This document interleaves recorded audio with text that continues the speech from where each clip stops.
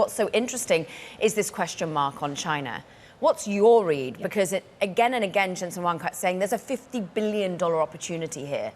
Right.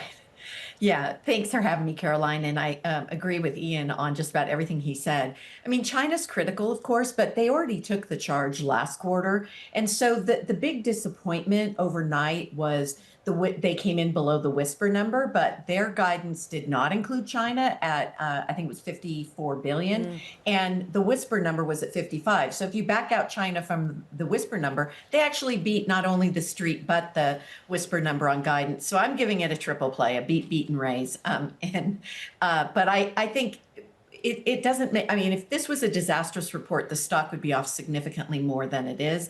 We trimmed some at 179. That's where it's trading right now. We put it to work in some other names like Palantir and CrowdStrike, and we got some good execution there. But it's still 4% of our portfolios and a candidate for our 12 best ideas portfolio. So I think that the report was excellent. Decelerating growth is something that Microsoft dealt with Azure early days, from 90% now down to 30. I mean, I don't think Nvidia's valuation is even as expensive as Microsoft. If you look at it on a price earnings to growth basis, it's below 1 time. So yeah. I think this is an opportunity. I mean, to that point, when a $4.4 trillion company is still delivering in excess of 50% revenue and earnings per share growth, it's pretty extraordinary. But the opportunity is still so extraordinary. Like, I think Jensen Huang did a very good job at reminding us $4 trillion is how big AI infrastructure spend could be alone. But he wouldn't really give us an amount of how much his take is of that market. Can you do the math on that a little bit? Well, yeah. I mean, if you look at earnings growth expectations for 2020, fiscal year 2025, it's 113% growth. For 26, it's 50% growth. So if you factor that in to the total numbers, I mean, this could be an incremental $100 billion in revenues over the next 12 months. Don't forget, too, sovereign is starting to pick up. That was about 20 billion euro in expectations. And then you've got the buyback, putting a floor under the stock. They announced a $60 billion buyback. So the market share take from Nvidia continues to remain or grow. And what was interesting to me today is that you're seeing AMD and Broadcom up on the news, but Nvidia down slightly. It's really interesting, actually, that all the Chinese names are up on the news as well. You just think of what's happening with SMIC, what you're having with other key players who are building out AI accelerators for China. AMD, it really reminds me of AMD, because they beat, and in many ways they raised, but they couldn't give clarity on the future of China, and they were punished because of that. Do investors just need to understand that it's very difficult to get real clarity on China?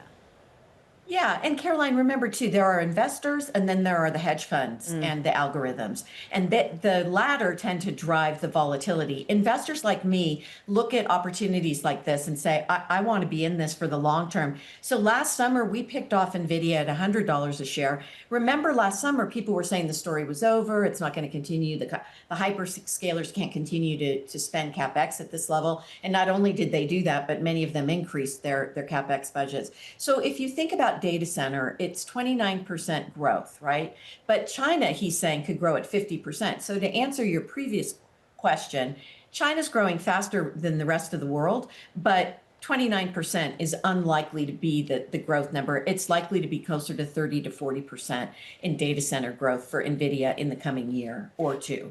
So I think, again, as I've said, you want to take advantage of these periods of confusion or melancholy around the stock's future performance and add to your holdings if you own it and initiate if you don't. Okay, and then the real opportunity is the fact that the cadence of innovation keeps on coming. You've got Blackwell Ultra already in the fabs, according to the CFO, is the Rubin chip and architecture. Where does that take us? Yeah, I mean, I think it takes us to quantum and then some. I think, robotics, we've launched a new fund that we're incubating at the firm, and it's called New Era Thematic. And it's all of the above. So it's not just nuclear, it's quantum, it's robotics, it's photonics. So this is an area that investors need to be sure they're not underestimating. I heard the naysayers overnight, it's decelerating the growth. There's not, AI trade is over. It's not even close to over. We're in the early stages. And I think you want to continue to be looking around and look for those that are going to get left behind. And there will be companies, I believe, like Adobe, that will probably get left behind. But then you want to focus on the winners, and you don't want to shy away from them too early. And this is, I think, Rubin is the next stage. Blackwell we haven't even realized the staggering demand for Blackwell that Jensen Huang spoke about last night. So yeah, strap in. It's going to be volatile, but volatile to the upside. It's interesting. Yesterday we had Jay Gambetta of IBM on talking about their deal, that partnership with AMD, right. The fact that they're looking at the future of supercomputing, twinning with the future of quantum as well. You're talking about that as an area of growth. Where are these companies, though, managing to pick away at Nvidia's chance really with inference? Because yes, they are the chip of choice. They are the architecture of choice when it comes to training models. Are they really the only game in town when it comes to inference? No, I mean, I think not, but that doesn't mean, it's just like, maybe you could argue that Microsoft sort of pioneered cloud computing. Larry Ellison might disagree with us from Oracle, but you see eventually that their growth slowed, but they're still a dominant provider, and AWS obviously would disagree with me on that as well. But so I think you have to step back, look at where the marginal erosion is coming from. Yes, we know Apple and Microsoft are developing their own chips. That's fine. I don't think that's going to change the dynamic. It goes back to Jevon's paradox.